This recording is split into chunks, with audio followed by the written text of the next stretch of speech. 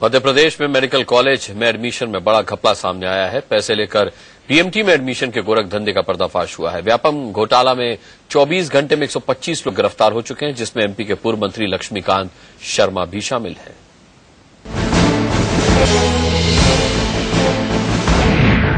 तारीख 18 जून 2014 इंदौर में छापा, 15 छात्र छात्राएं हिरासत में।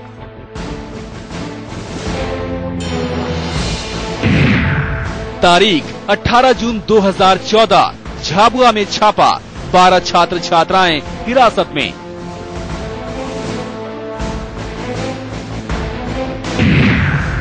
तारीख 18 जून 2014 धार में छापा, 8 छात्र छात्राएं हिरासत में, 16 की तलाश जारी।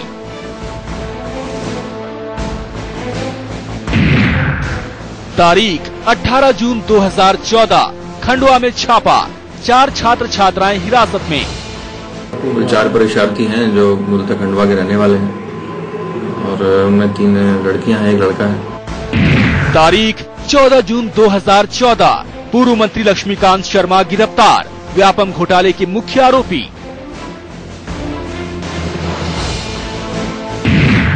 पूर्व मंत्री के सहयोगी और खनन कारोबारी की तलाश, सुधीर शर्मा पर 5000 का इनाम।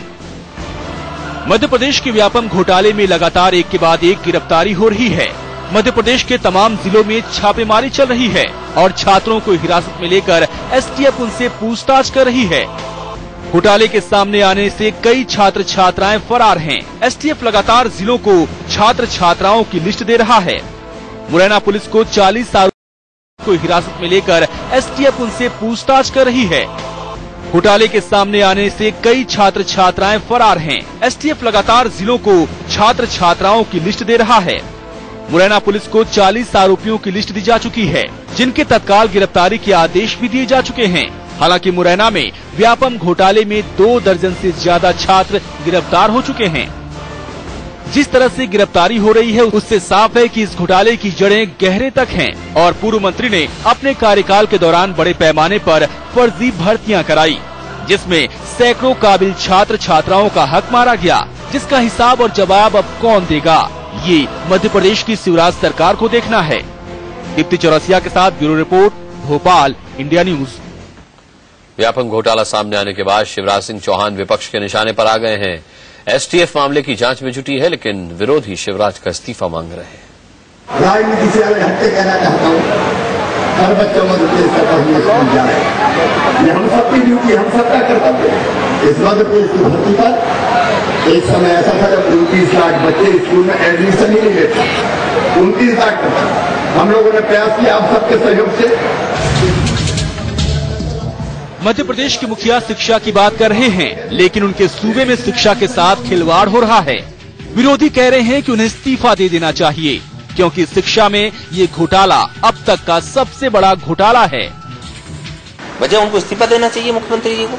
व्यापम घोटाला के करता धरता व्यापम घोटाला इतना बड़ा स्कैंडल करवा दिया, जिस आदमी ने दुनिया में शिक्षा जगत का सबसे बड़ा स्कैंडल करके बैठ गया है, और वो तब भी पद में बैठा रहे ऐसा आदमी। दरअसल आपको समझाते हैं कि क्या है व्यापम घोटाला।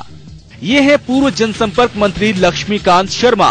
रविवार को लक्ष्मीकांत को एसटीएफ ने उनके भोपाल स्थित घर से गिरफ्तार किया। अब तक की जांच में लक्ष्मीकांत शर्मा को ही इस घोटाले का सबसे बड़ा मास्टरमाइंड माना जा रहा है। लेकिन इस घोटाले में मंत्री जी के अलावा बड़ा नेटवर्क काम कर रहा था। पुलिस को लक्ष्मीकांत के सहयोगी और खनन कारोबारी सुधीर शर्मा की शिद्दत से तलाश है, जिसकी गिरफ्तारी के लिए पुलिस ने 5000 का इनाम भी रखा है।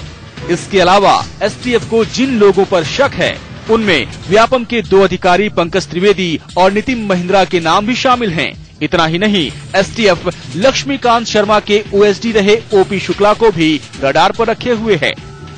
इस घोटाले के तारों को जोड़ने के लिए एसटीएफ मंत्री से इन सभी का सामना करा रही है और पूछताछ कर रही है।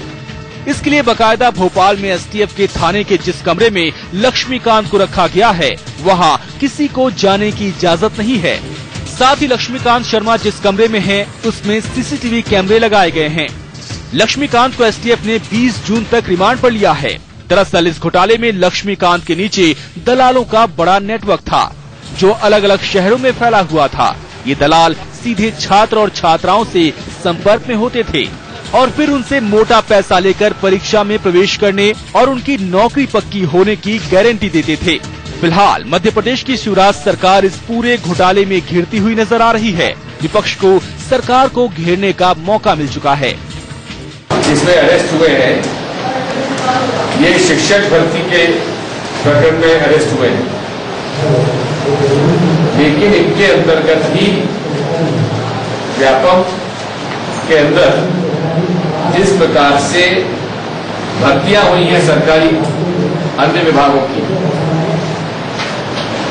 वो और मेडिकल कॉलेज के एडमिशन, वो सारे केस एक साथ चलने चाहिए। व्यापम घोटाला में मंत्री जो लक्ष्मीकांत शर्मा, जो पुराने एजुकेशन मिनिस्टर, उनसे लेके तमाम अफसर इन्वॉल्व हैं और ये भागते रहे। कहीं सरकार ने कोई चेष्टा नहीं करी कि इन पे कोई कार्रवाई हो और दबाव नहीं बनाया। ये पूरा घोटाला बहुत लंबा चौड़ा है। अगर वाकई इसकी सही जांच हो जाए, इसको तो सीबीआई को सौंपना चाहिए। सीबीआई से जांच हो जाए तो मैं नहीं समझती कि इसके तार मुख्यमंत्री निवास से लेकर नीचे तक जुड़े हुए हैं।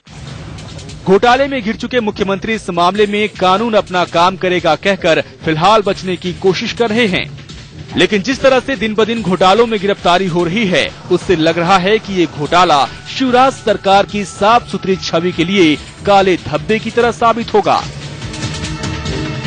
दीप्ति चौरसिया के साथ bureau report, India news, Bhopal.